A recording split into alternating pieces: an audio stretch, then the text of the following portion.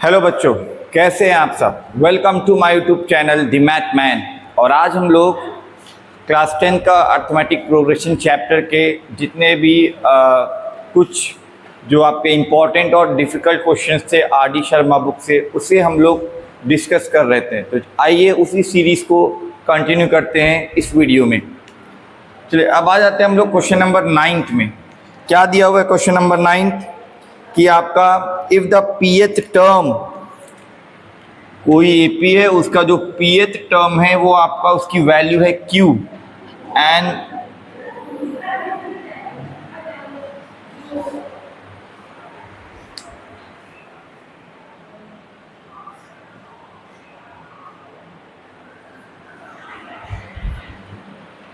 चलिए अब आ जाते हैं हम लोग क्वेश्चन नंबर 9 पे। If the pth term of an AP is Q and the qth term of an AP is P, prove that the nth term is ये। अब ये क्वेश्चन क्यों इम्पोर्टेंट बनता है, क्योंकि ये यहाँ पे आपका वेरिएबल्स ज़्यादा है, ठीक है।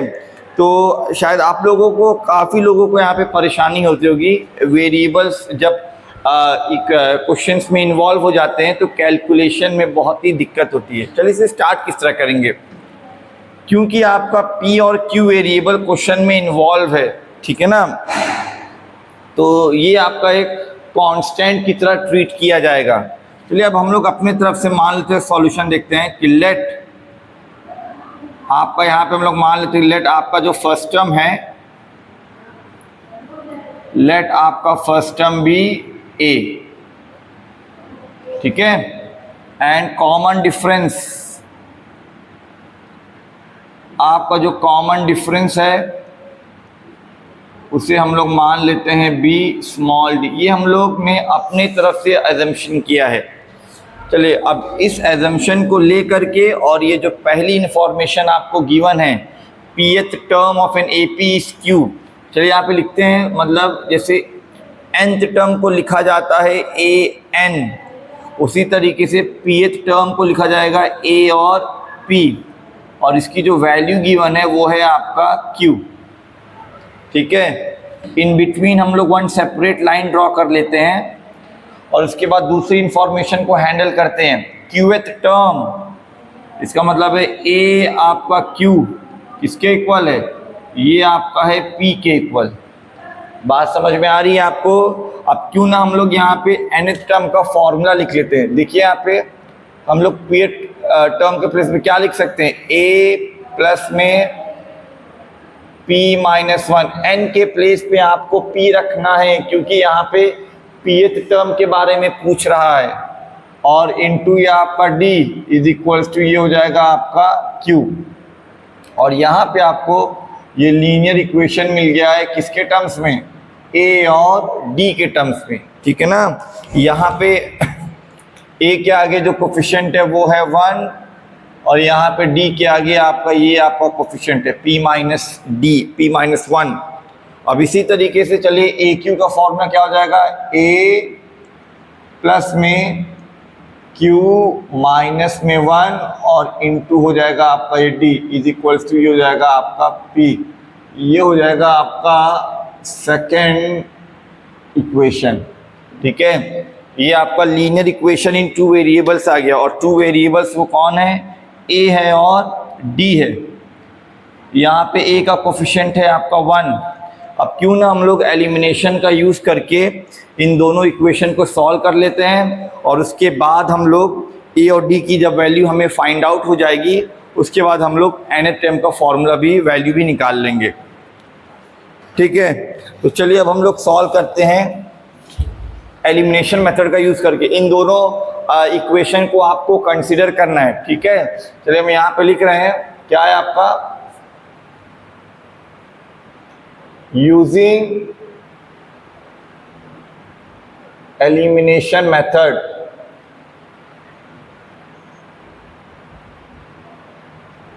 Using elimination method.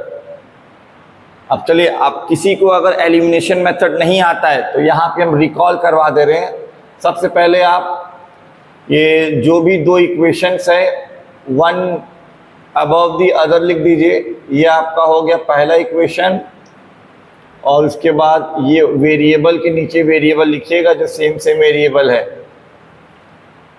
ये हो गया आपका सेकंड इक्वेशन, और इन बिटवीन एक सेपरेट लाइन ड्रॉ कर लीजिए। अब यहाँ पे सबसे जो पहला काम होता है, हम लोग क्या करते हैं, किसी भी एक वेरिएबल के आगे जो कोफिशिएंट होता है उसे हम लोग इक्वल करने की कोशिश करते हैं। यहाँ पे देखिए a के आगे जो नंबर है वो 1, और यहाँ पे भी a के आगे जो नंबर है, मतलब यहाँ पे a वाला ऑलरेडी इक्वल है, तो हमें वो वाला जो स्टेप है वो हम लोग स्किप कर सकते हैं। अब क्योंकि जिनका कोफिशिएंट बराबर है उनका जो साइन है ये भी प्लस में है और ये भी प्लस में है, तो हमेशा अगर सेम साइन होगा तो हम लोग करते हैं क्या, सबट्रैक्ट करते हैं। और सबट्रैक्ट करने के बाद हम लोग नीचे वाले इक्वेशन का हर एक कोफिशिएंट का जो साइन है उसे हम लोग क्या कर देंगे, चेंज करें। प्लस की जगह पे ये हो जाएगा आपका माइनस, प्लस की जगह पे ये हो जाएगा आपका माइनस, प्लस की जगह पे ये हो जाएगा आपका माइनस। तो प्लस ए माइनस ए आपका ये कैंसिल हो जाएगा। अब ये देखिए यहाँ पे देखो कैलकुलेशन कैसे करना है ताकि आपको आंसर करेक्ट मिले। इन दोनों में से हम लोग क्या कर सकते हैं, डी वेरिएबल को ऐसे, डी वेरिएबल को क्या ले सकते हैं, कॉमन ले सकते हैं, ठीक है ना। डी वेरिएबल को कॉमन ले सकते हैं और ब्रैकेट में इसमें भी डी है इसमें भी डी है, कॉमन ले। ऊपर वाले में क्या बच गया आपका, ऊपर वाले में बच गया आपका p माइनस में 1, और अब क्योंकि पुराने वाले साइन को आप भूल जाइए, ओल्ड साइन को भूल जाइए, ये माइनस में है, चलिए चेंज करते हैं। माइनस इंटू यहाँ पे इसका साइन कुछ भी नहीं है, माइनस इंटू प्लस, ये हो जाएगा आपका minus Q, minus into minus ये हो जाएगा आपका प्लस में 1, और इज इक्वल्स टू आ जाएगा, यह हो जाएगा आपका q माइनस में आ जाएगा आपका ये p, तो ये आपका ये +1 -1 कैंसल, आंसर आ गया आपका p माइनस में q, ब्रैकेट क्लोज, और ये आपका हो गया आपका d is equals to q minus में p। अब ये दोनों देखिए आपका सेम टू सेम है, बस आपका आगे जो साइन है वो आपका क्या है, डिफरेंट है। p के आगे प्लस है, यहाँ पे p के आगे माइनस है, q के आगे माइनस है, q के आगे प्लस है, तो क्यों ना हम लोग इसमें से अगर माइनस साइन कॉमन ले ले तो माइनस वाला प्लस में हो जाएगा, प्लस वाला माइनस में हो जाएगा, ठीक है ना। तो ये आपका हो जाएगा p माइनस में q और इनटू में ये आपका d। तो यहाँ पे आपका क्या हो गया, p माइनस क्यू 1 ज़ा, p माइनस क्यू 1 ज़ा। तो आपका जो आंसर बचा है वो क्या हो गया आपका, d इक्वल्स टू आ गया है -1। तो d की वैल्यू कितनी आ गई है, d की वैल्यू आ गई है -1। बात समझ में आ रही है। चलिए अब हमें d की वैल्यू मिल गई है, तो क्यों ना इसे हम लोग सब्स्टिट्यूट कर देते हैं, या तो फर्स्ट इक्वेशन में या तो सेकेंड इक्वेशन में, तो हमें क्या मिल जाएगा, फर्स्ट टर्म मिल जाएगा। चलिए अब हम लोग यहाँ पे पुट अप करते हैं, putting d is equals to equation 1, ठीक है। पुटिंग आपका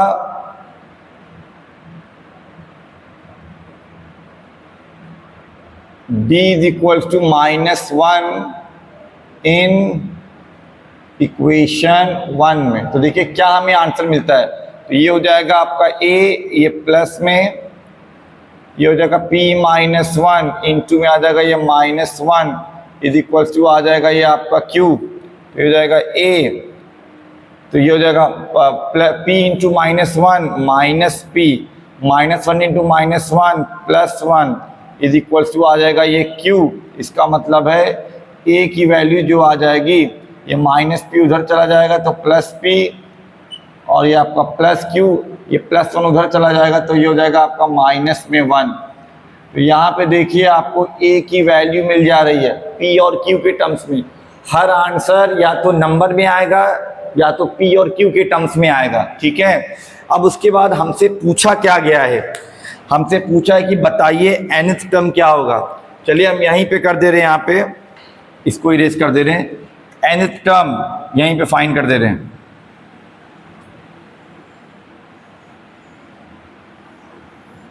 ठीक है, तो देखिए nth टर्म क्या हो जाएगा, बताइए nth टर्म का फॉर्मूला। तो nth टर्म हमें फाइंड करना है, nth टर्म का फॉर्मूला होता है a प्लस में n-1 और इंटू आपका d। a की वैल्यू जस्ट अभी हमने फाइंड आउट की है, क्या है, p प्लस क्यू माइनस 1।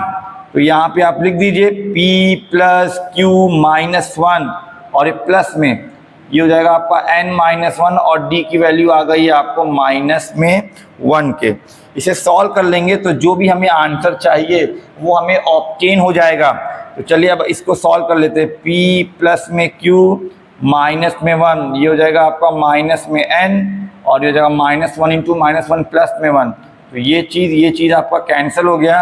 आपका जो फाइनल आंसर आ गया p प्लस में q माइनस में 1 n। आई थिंक आपको यही डिराइव करना था और जो कि हमारा सेम टू सेम एग्जैक्ट आ गया।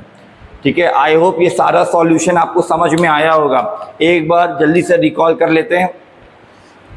किसी भी एपी का pth टर्म है q, किसी भी एपी का qth टर्म है p और हमें प्रूफ करना है nth टर्म, ये होगा p और q और n के टर्म्स में।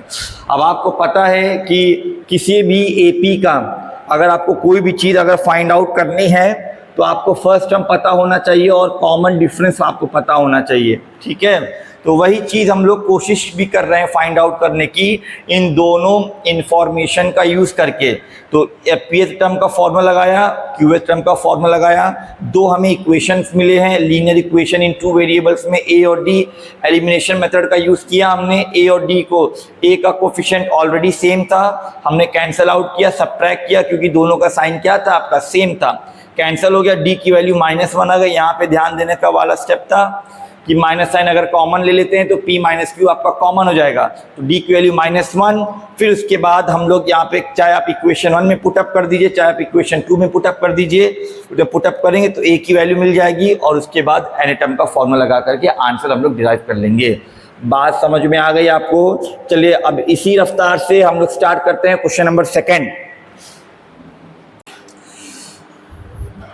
चलिए अब आ जाते हैं हम लोग नेक्स्ट क्वेश्चन पे, क्या है चलिए देखते हैं। इस क्वेश्चन में थोड़ा से इंग्लिश लैंग्वेज को मैथमेटिकल फॉर्म में कैसे कन्वर्ट करना है वो हम लोग सीखेंगे। काफ़ी बच्चों को इसमें भी प्रॉब्लम होती है। ठीक है, इंग्लिश सेंटेंस में जो आपका रियल में दिया गया है उसको समझना और मैथमेटिकल फॉर्म में कन्वर्ट करना। ध्यान दीजिए, the fourth term of an AP is 3 times the first. यहीं पे रुक जाते हैं, यहाँ पे एक कंडीशन आपकी कंप्लीट हो गई है। तो अगर हम लोग यहाँ पे मान लेते हैं कि आपका लेट है, चलिए मान लेते हैं लेट आपका जो आपका फर्स्ट टर्म है, लेट फर्स्ट टर्म जो है फर्स्ट टर्म भी a एंड कॉमन डिफरेंस, और जो हम लोग कॉमन डिफरेंस मान लेते हैं, कॉमन डिफरेंस को मान लेते हैं b और आप हो जाएगा ये d, कॉमन डिफरेंस को d मान लेते हैं। तो देखिए क्या चौथा टर्म 3 गुना है पहले टर्म के, तो यहाँ पे लिख देते जो चौथा टर्म है इसका मतलब होता है इक्वल टू 3 गुना है, मतलब 3 टाइम्स किसके, फर्स्ट टर्म के। ठीक है, और बीच में एक सेपरेट लाइन बना लेते हैं, आगे आ जाते हैं।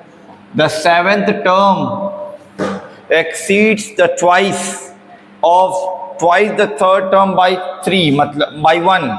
7वां टर्म ज्यादा है 2 गुने तीसरे टर्म से 1 से, मतलब आपका जो 7वां टर्म है वो ज्यादा है, ग्रेटर है किससे, ट्वाइस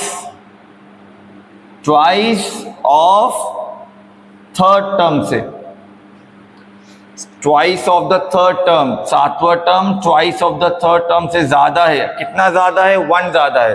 तो अगर आपका ये ट्वाइस ऑफ ये ज्यादा है आपका 7th टर्म, और कितना ज्यादा है, +1। तो अगर हम लोग +1 को इधर ऐड कर देंगे तो ये दोनों वैल्यू आपस में क्या हो जाएगी, बराबर हो जाएगी, और हमें इक्वेशन ही तो बनाना है। तो अगर हम लोग जो जिधर भी आपका लेस होता है उधर ही की तरफ हम लोग क्या करते हैं, ऐड करते हैं, 2a3 और प्लस में हो जाएगा आपका ये 1। बात समझ में आ रही है? एक इक्वेशन ये हो गया, दूसरा इक्वेशन वो हो गया। चलिए अब हम लोग क्या करते हैं, nth टर्म का जो फॉर्मूला होता है उसे पुटअप करते हैं, दो इक्वेशन हमें ऑब्टेन होगा, एलिमिनेशन लगाएंगे, ए और डी हमें निकालना है, first term and common difference. चलिए A4 की वैल्यू क्या होती है, तो ये हो जाएगा आपका A प्लस में 3D और ये हो जाएगा इज इक्वल्स टू 3A। इसको जब हम लोग इधर ले आएंगे तो ये -3 हो जाएगा, +1 और -3, ये हो जाएगा आपका -2A और ये हो जाएगा आपका प्लस में 3D इज इक्वल्स टू हो जाएगा आपका 0। ये हो जाएगा आपका पहला इक्वेशन। बात समझ में आ गई। इसी टाइप से हम लोग इस सेकंड इक्वेशन को भी करेंगे। A7 का मतलब होता है आपका A प्लस में 6D इज इक्वल्स टू, यहाँ पे 2 ब्रैकेट जरूर लगाइएगा वरना फिर से गलत हो जाएगा, क्योंकि ये इसमें 2 टर्म आएंगे। A प्लस में 2 आपका D और ये हो जाएगा आपका प्लस में 1, ये हो जाएगा आपका A प्लस में 6D is equals to 2 into ये A और ये प्लस में हो जाएगा आपका ये 4D और ये हो जाएगा आपका प्लस में 1। इसको इधर कर लीजिए, ये +2 है, इधर आ जाएगा माइनस में तो हो जाएगा शायद -A, ये +4 इधर आ जाएगा तो +6 -4, ये हो जाएगा आपका +2 और ये इक्वल्स टू हो जाएगा क्वेश्चन नंबर 1 और ये हो जाएगा आपका सेकेंड इक्वेशन। ठीक है, अब हम लोग क्या करते हैं, इन दोनों इक्वेशन को हम लोग सॉल्व कर लेते हैं एलिमिनेशन मेथड लगा करके। ठीक है, तो चलिए अब हम लोग लगाते हैं एलिमिनेशन। तो यहाँ पे लिखेंगे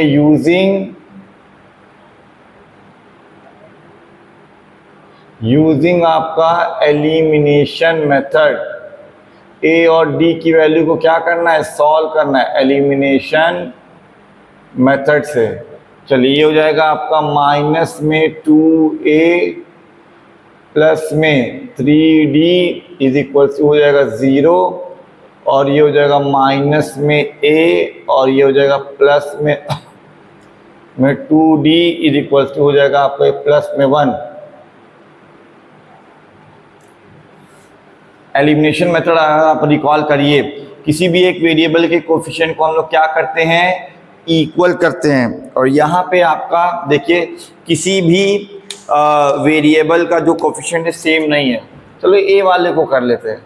ए वाले को करने के लिए इस सेकंड इक्वेशन को हम लोग मल्टीप्लाई कर लेंगे किससे, 2 से, है ना। और ये तो ऑलरेडी 2 है ही है। जब सेकंड इक्वेशन को 2 से मल्टीप्लाई कर लेंगे तो आएगा क्या, ये हो जाएगा आपका -2A और ये हो जाएगा आपका 3D बराबर 0 और नीचे हो जाएगा 2 इंटू -A -2A, ये हो जाएगा आपका 4D और 1 2 2। अब क्योंकि आपका जो कोफिशिएंट है वो बराबर हो गया है, अब आ जाते हैं हम लोग साइन पे। ये भी माइनस में है, ये भी माइनस में है, तो अब हम लोग क्या कर लेंगे, साइन जब सेम रहता है तो हम लोग करते हैं सब्ट्रैक्ट। करते क्या हम लोग, सब्ट्रैक्ट करते हैं। और सब्ट्रैक्ट करेंगे सेम साइन में, हमेशा सब्ट्रैक्ट करते हैं, डिफरेंट साइन में हम लोग ऐड करते हैं। तो माइनस की जगह आपका ये हो जाएगा आपका प्लस, प्लस की जगह हो जाएगा आपका ये माइनस, प्लस की जगह हो जाएगा आपका ये माइनस, ये आपका कैंसिल हो जाएगा। ठीक है, और फिर ये +3 है, ये -4 है, तो आंसर आ जाएगा आपका माइनस में 1 और ये हो जाएगा आपका D। 0 - 2 आ जाएगा आपका माइनस में 2 और D की वैल्यू आ जाएगी आपकी माइनस माइनस कैंसिल होने के बाद D इज इक्वल टू आ जाएगा क्या, 2 आ जाएगा। अब इसको हम लोग फर्स्ट या सेकंड वाले में से किसी में पुटअप करते हैं। इस बार हम लोग सेकंड वाले में पुटअप करते हैं। ठीक है, इस बार हम लोग क्या करते हैं, सेकंड वाले में पुटअप करके A की वैल्यू को फाइंड आउट कर लेते हैं। ठीक है ना, तो यहाँ पे आप लिख दीजिए कि putting D is equals to 2 in आपका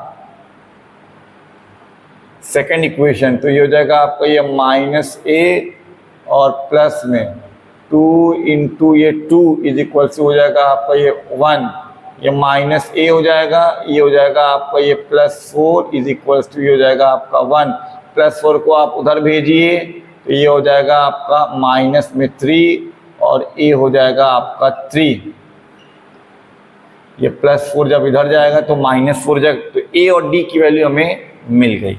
ठीक है, चलिए, तो आई होप आपको ये सारा सॉल्यूशन समझ में आया होगा। अब चलिए एक बार हम लोग इसे जल्दी जल्दी रिकॉल कर लेते हैं। फोर्थ टर्म एपी का 3 गुना है फर्स्ट टर्म्स के, तो फोर्थ टर्म एपी का 3 गुना है फर्स्ट टर्म के, उसके बाद 3 टाइम्स जो सेवेंथ टर्म है आपका वो बड़ा है थर्ड टर्म के दुगने वैल्यू से, और कितने से बड़ा है? 1 से। तो पहले हमने लिखा कि seventh term is greater than twice of the third term by how much? By +1। तो अब क्योंकि ये लेस वैल्यू है और हमें इक्वेशन बनाना है तो लेस वैल्यू की तरफ ही ऐड अप करते हैं। तो जब +1, क्योंकि ये जो सेवेंथ टर्म है ये +1 से ज़्यादा है, तो +1 इधर ऐड कर दीजिए, दोनों बराबर हो जाएंगे। फॉर्मूला रख दिया, इधर उधर करके हमने ट्रांसपोजिशन मेथड लगा करके इक्वेशन मिल गया हमें। यहाँ पे भी सेम चीज़ हमने की है, सेकंड इक्वेशन मिल गया, एलिमिनेशन मेथड लगा लिया और फिर ए और डी की वैल्यू हम लोगों ने सॉल्व कर ली। ठीक है, मेन प्रॉब्लम इस क्वेश्चन में क्या है? इंग्लिश लैंग्वेज में जो दिए गए सेंटेंसेस है उसे मैथमेटिकल फॉर्म में कैसे आप कन्वर्ट करिएगा, कुछ लोगों को बहुत ज़्यादा ही प्रॉब्लम होती है यहाँ पे। ठीक है, चलिए मूव ऑन करते हैं अब हम लोग नेक्स्ट क्वेश्चन पे। चलिए अब आ जाते हैं हम लोग नेक्स्ट क्वेश्चन पे, शायद 11th वाला क्वेश्चन है, क्वेश्चन नंबर 11th। चलिए, find the number of natural numbers between 101 and 99 which are divisible by 2 and 5। अब थोड़ा सा अगर रिकॉल करें हम लोग, एनसीईआरटी में ऐसा क्वेश्चन है लेकिन वहाँ पे केवल एक नंबर की बात हो रही है, डिविजिबल बाय 7, डिविजिबल बाय 6 या डिविजिबल बाय 4 या आपका 3 जो भी है 6। तो लेकिन यहाँ पे आपका एक साथ 2 नंबर की बात हो रही है। ठीक है, तो याद कर लीजिए कभी भी एक से ज़्यादा नंबर से डिविजिबल होने की बात अगर अर्थमेटिक प्रोग्रेशन में क्वेश्चन आता है, एक से ज़्यादा, चाहे यहाँ पे 3 नंबर हो जाए 2, 5, 6, तो इन सभी नंबर का क्या फाइंड कर लेंगे? एलसीएम ले लेंगे, और एलसीएम जो भी आंसर आएगा अब उस एलसीएम के बारे में सोचेंगे, ना कि अब इनके बारे में। ठीक है, तो सबसे पहला काम यहाँ पे बोला गया है डिविजिबल बाय 2 दोनों से होना चाहिए। ऐसी सीरीज, ऐसे नंबर्स कितने हैं जो कि 101 और 99 के बीच में आते हैं? 999। तो सबसे पहला काम होगा, क्या कर लेंगे हम लोग? एलसीएम ऑफ 2 and 5, और सभी को पता है 2 and 5 का एलसीएम होता है आपका 10। ठीक है, तो अब हम लोग इन दोनों नंबर को भूल जाएंगे। अब क्वेश्चन आपका बन गया है find the number of natural number which are divisible by 10। ठीक है, बस यही कॉन्सेप्ट है। चाहे आपका यहाँ पे 2 से ज़्यादा भी नंबर होगा, 4 नंबर होगा, एंड अगर लगा हुआ बीच में तो आपका एलसीएम लेके काम बन जाएगा। लेकिन और लगा हुआ होता है तो वहाँ पे थोड़ा सा आपको सोचना पड़ेगा। ठीक है, वहाँ पे कुछ अलग मेथड होता है। चलिए पहले फिलहाल इस क्वेश्चन को देख लेते हैं। जब यहाँ पे बीच में एंड लिखा हो, 2 भी नंबर हो सकते हैं, 2 से ज़्यादा भी नंबर भी हो सकते हैं, हम लोगों को केवल एलसीएम निकालना है। चलिए अब हम लोग बात करें तो देयरफॉर आपका वो AP of natural numbers, AP of natural numbers, और ये हो जाएगा आपका डिविजिबल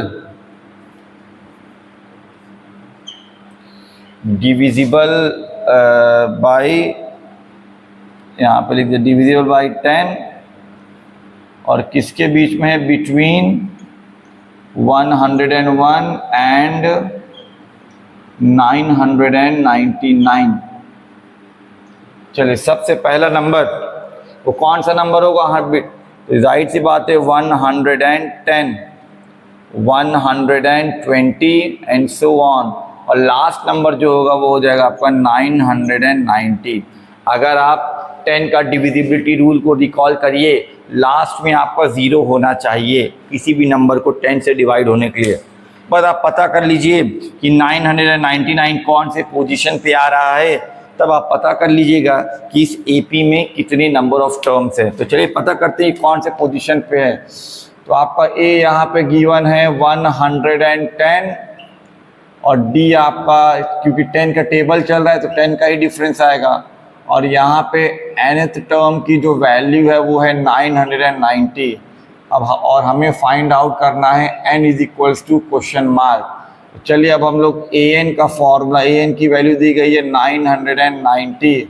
चलिए an का फॉर्मूला लगाते हैं, a प्लस n माइनस में 1 into d is equals to 990। a की वैल्यू है आपका 110 और ये प्लस n की वैल्यू हमें फाइंड करनी है और d की वैल्यू है आपका ये हो जाएगा 10 इज इक्वल्स टू 990। इसको आप इधर ले जाइए तो n माइनस में 1 इंटू में ये d इधर हो जाएगा, ये हो जाएगा आपका 880। ठीक है, 1 0 कैंसल तो आपका n माइनस 1 इक्वल हो गया है 88। माइनस 1 आपका उधर चला जाएगा तो आ जाएगा ये आपका 89। तो इसका मतलब है कि आपके 89 टर्म्स होंगे नेचुरल नंबर जो कि 101 और 999 के बीच में लाई करते हैं और वो 2 से भी डिवाइड होंगे और 5 से भी डिवाइड होंगे। आई होप आपको ये सारा सॉल्यूशन समझ में आया होगा। और यहाँ पे जो मेन स्टेप है आपका वो ये है, कभी भी एक नंबर से ज़्यादा का डिविजिबल वाला अगर ऐसे क्वेश्चन आता है अर्थमेटिक प्रोग्रेशन में तो तुरंत आपको उन सभी नंबर का क्या फाइंड कर लेना है, एलसीएम फाइंड कर लेना है। ठीक है, चलिए मूव करते हैं हम लोग नेक्स्ट क्वेश्चन पे। चलिए अब आ जाते हैं हम लोग नेक्स्ट क्वेश्चन पे।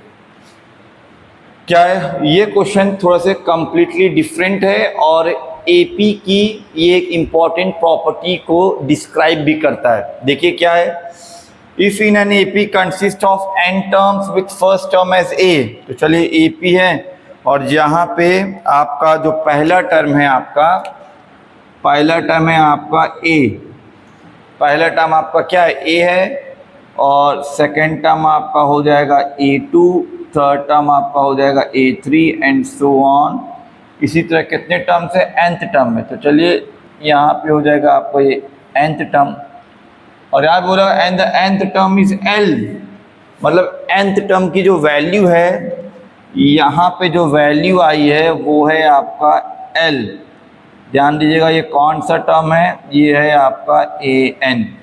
ठीक है, शो दैट, अब हमें शो क्या करना है, ये चीज़ आपका गिवन है, ठीक है ना, ये चीज़ आपका गिवन है, ये भी आपका गिवन है, तो इसी के टर्म्स में आपको जो भी चीज़ आपकी आगे पूछी जा रही है उसमें आपको एक्सप्रेस करना पड़ेगा। The sum of the mth term from the beginning and mth term from the end, मतलब mth टर्म की जो वैल्यू है इस तरफ से और mth टर्म की वैल्यू फ्रॉम द लास्ट, पीछे से सीरीज को स्टार्ट करना है, उनको जोड़ने पे आपका ये आंसर आएगा a प्लस एल के। ठीक है, तो चलिए अब यहाँ पे काफ़ी चीज़ आपका कवर अप हो जाएगा, बिगिनिंग से कैसे क्या करते हैं और जब सीरीज या कोई भी टर्म की वैल्यू जब हमें पीछे से स्टार्ट करनी होती है फ्रॉम द लास्ट, तब क्या आपका प्रोसीजर या स्टेप्स होते हैं वो भी हम लोग देखेंगे। ठीक है, तो अब यहाँ पे हम लिख देते हैं, थोड़े टू प्रूफ लिख देते हैं कि आपका टू प्रूफ क्या करना है, आपको टू प्रूफ करना है कि mth टर्म की वैल्यू फ्रॉम द बिगिनिंग और प्लस में mth टर्म की वैल्यू तो है लेकिन आप ब्रैकेट में हम लिख देते हैं कि ये आपका फ्रॉम आपका ये लास्ट से एंडिंग से करना और इसको आपको दिखाना है किसका, a प्लस में l के। ठीक है ना, चलिए अब हम लोग क्या करते हैं, अगर सीरीज आप बिगिनिंग स्टार्ट करें, चलिए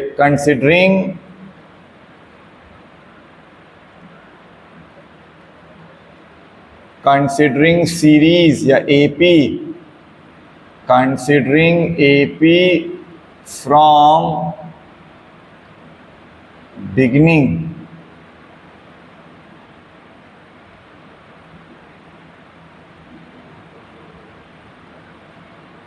ठीक है ना। तो हो क्या जाएगा आपका, अगर बिगनिंग से स्टार्ट करेंगे तो पहला टर्म आपका जो फर्स्ट टर्म हो जाएगा, यहाँ पे आपका जो फर्स्ट टर्म हो जाएगा इस बार वो हो जाएगा आपका ए, और जो कॉमन डिफरेंस आपका आ जाएगा वो हो जाएगा आपका A2 माइनस में ए, इसको हम लोग मान ले, ठीक है। A2 माइनस में कोई वैल्यू आएगी, मान लेते हैं ये D है ये, ठीक है। अब इधर से अगर हम लोग मान लीजिए निकालते हैं, ठीक है, अगर हम लोग mth टर्म की वैल्यू निकालते हैं तो mth टर्म की वैल्यू यहाँ पे नीचे लिख देते हैं कि फ्रॉम बिगिनिंग की ये बात हो रही है, फ्रॉम बिगिनिंग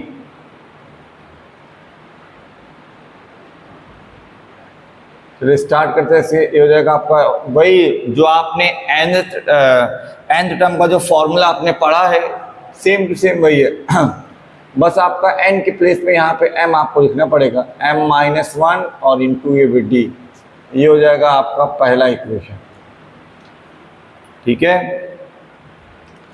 अब बात कर लेते हैं हम लोग पीछे से क्या वैल्यू आ रही है। चलिए considering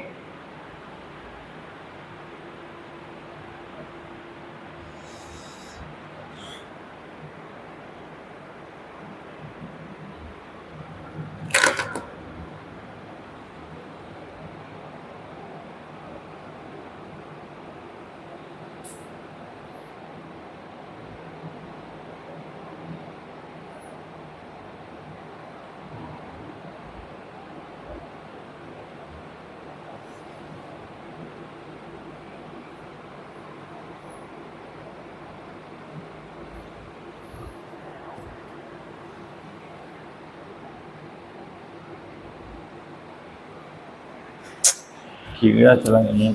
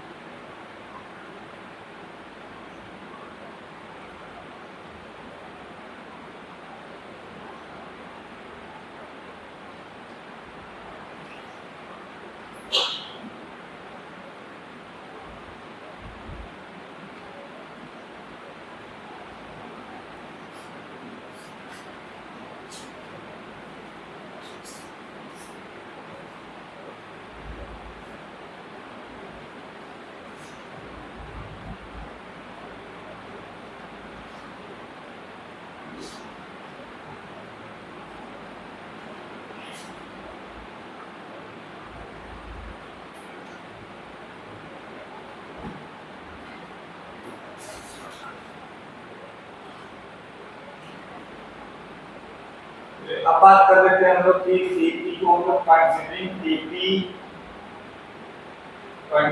AP from the last. अब यहाँ पे थोड़ा से गौर करने वाली बात है, ध्यान दीजिएगा, क्योंकि AP आपको ऐसे स्टार्ट हो रही है, इसलिए जो पहला टर्म हो जाएगा वो आपका L हो जाएगा, ठीक है। तो यहाँ पे जो आपका फर्स्ट टर्म हो जाएगा, अगर पीछे से कभी भी AP स्टार्ट होती है तो आपका जो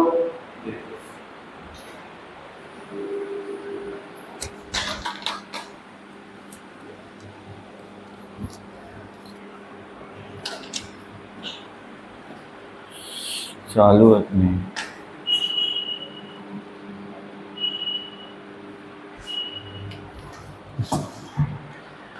तो ये हमने वो जो mth टर्म है फ्रॉम द बिगनिंग, ये हमने फॉर्मूला इसका लिख लिया। अब बात कर लेते हैं हम लोग कि considering AP from the last, ठीक है। लास्ट से जब कंसिडर करेंगे, पीछे से जब कंसिडर करेंगे तो आपका जो लास्ट टर्म हो जाएगा वो हो जाएगा आपका L। जो लास्ट टर्म जो L है वो आपका हो जाएगा फर्स्ट टर्म, ये हो जाएगा आपका फर्स्ट टर्म। और कॉमन डिफरेंस की जो वैल्यू आएगी, कॉमन डिफरेंस की वैल्यू जो आ जाएगी यहाँ पे इस बार आ जाएगी आपकी माइनस में D। अच्छा, माइनस में D क्यों है, तो इसको समझा देते हैं। जैसे इधर देखिए यहाँ पे, अब आपको पता है जो कॉमन डिफरेंस होता है वो किसी भी दो कंसेक्यूटिव टर्म्स के बीच में जो गैपिंग होती है वो होती है। जब हम लोग ऐसे प्रोसीड कर रहे थे, ऐसे, तो आपका कॉमन डिफरेंस हो जाएगा A2 माइनस A1।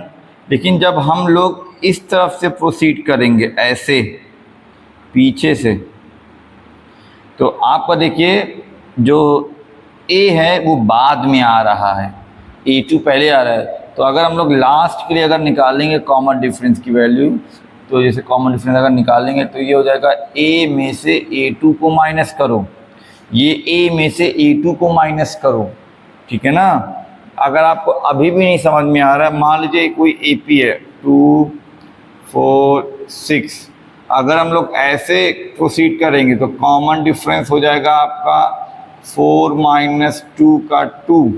अगर हम लोग ऐसे प्रोसीड करेंगे इस तरफ तो कॉमन डिफरेंस आपका हो जाएगा 2 माइनस में 4 इज इक्वल टू माइनस 2, ठीक है ना। तो बिगिनिंग में और पीछे से लास्ट से जब AP में हम लोग चेंज करते हैं तो कॉमन डिफरेंस में साइन का चेंज आता है। अगर इधर से प्लस में आ रहा है तो उस तरफ से माइनस में हो जाएगा, और अगर इधर माइनस में आ रहा है तो उस तरफ से प्लस में हो जाएगा। आई होप आपको समझ में आया होगा, ठीक है। तो AP कभी भी बिगिनिंग से या लास्ट से कंसिडर की जाती है, तो फर्स्ट टर्म में चेंज आता है वैल्यू में, कॉमन डिफरेंस में केवल साइन का चेंज आता है। अब हम लोग निकाल लेते हैं mth टर्म। तो mth टर्म तो निकालना है, लेकिन हमें फ्रॉम द लास्ट निकालना है, फ्रॉम लास्ट, ठीक है। तो निकालेंगे तो ये हो जाएगा A। अब इस बार पहला टर्म क्या है, तो यहाँ पे लिखिएगा L, और ये हो जाएगा आपको ये M माइनस में 1, और D इस बार है आपका माइनस में D। कॉमन डिफरेंस इस बार आपका माइनस D आया, इसे सॉल्व कर लीजिए। L M into minus D, ये हो जाएगा आपका कितना, माइनस में MD, और माइनस 1 माइनस D, ये हो जाएगा आपका प्लस D, ठीक है। तो अब हमारे पास दोनों वैल्यू मतलब ऑब्टेन हो चुकी है, mth term from the beginning, mth term from the last, और हमें प्रूफ करना है कि इन दोनों का जो सम है वो है आपका A प्लस L। चलिए हम यहीं पे कर देते हैं। नाउ इन दोनों को हमें ऐड करना है, तो mth टर्म आपका जो बिगिनिंग से है, mth term from the beginning, और आपका plus mth term from the last. तो चलिए mth term from the beginning आपका क्या है, A plus M minus 1 into D, और plus mth term from the last क्या है, L माइनस MD, और प्लस में ये D। इसे ओपन कर दीजिए तो A plus M into D MD minus 1 into D minus D, ये आपका प्लस L माइनस में MD, और ये प्लस में D, ये और ये cancel, plus MD minus MD cancel, answer आ गया आपका A प्लस L, ठीक। चलिए एक बार इस क्वेश्चन को हम लोग दोबारा रिकॉल कर लेते हैं, ठीक है। एक बार रिपीट हो जाएगा तो ज़्यादा समझ में आएगा। बोला गया कि एक AP है जिसमें nth टर्म्स हैं, जहाँ पे पहले टर्म की वैल्यू है आपका स्मॉल a और nth टर्म की वैल्यू है आपका L। तो हमने उसी हिसाब से कुछ सीरीज़ को हमने लिख लिया। nth टर्म की जो पोजीशन है वो आपका वैल्यू है वो L फर्स्ट टर्म, और यहाँ पे पूछा है कि आपका जो सम करना है, किसका सम करना है, mth टर्म का वैल्यू को from the beginning and the mth term from the last, उनको जब ऐड करेंगे तो A प्लस L आपका आंसर आता है, ठीक है। तो चलिए अब यहाँ पे हमें ये प्रूफ करना है, ठीक है ना। mth term from the beginning, mth term from the last, answer आ रहा है आपका A प्लस L। चलिए considering A P from the beginning. तो आपको पता है जब हम लोग इस तरफ से जब स्टार्ट करेंगे ए पी को फ्रॉम द बिगनिंग, पहला टर्म आपका ए हो जाएगा और कॉमन डिफरेंस जो हो जाएगा आपका A2 में से ए को माइनस कर देंगे और उस वैल्यू को चलो हम लोग मान लेते हैं स्मॉल डी। तो nth टर्म का फॉर्मूला हमने लगा दिया और n की जगह पे हमने क्या लिख दिया, m लिख दिया। तो ये आपका आंसर आ गया पहले टर्म का value mth term from the beginning का।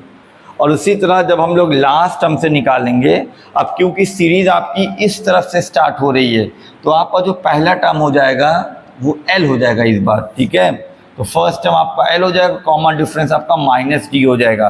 कॉमन डिफरेंस पे माइनस का साइन आता है, वो आप यहाँ से इसे समझ सकते हैं। जैसे मान लीजिए ये एक सीरीज है, अगर जैसे स्टार्ट होगी तो 4 - 2 करेंगे क्योंकि ये बाद में आ रहा है 4, तो आपका 2 आ जाएगा। और जब हम लोग ऐसे स्टार्ट करेंगे इस तरफ से तो ये जाएगा 2 - 4, तो ये आपका -2 हो जाएगा। तो इसीलिए कॉमन डिफरेंस में नेगेटिव का साइन आता है।